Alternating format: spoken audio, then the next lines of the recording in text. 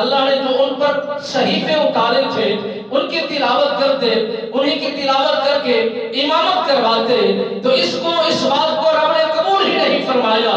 جب سے قرآن مقدس کو، قرآن مجید کو مالک بے نیاز نے اتار دیا ہے، ساری کتابیں منسوخ ہو گئی، ان کے اصول منسوخ ہو گئے، ان پر عمل منسوخ ہو گیا،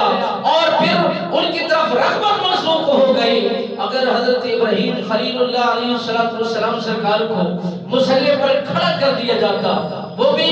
تلاوت صحیفے کی کرتے، وہی تلاوت کر کے نماز پڑھاتے۔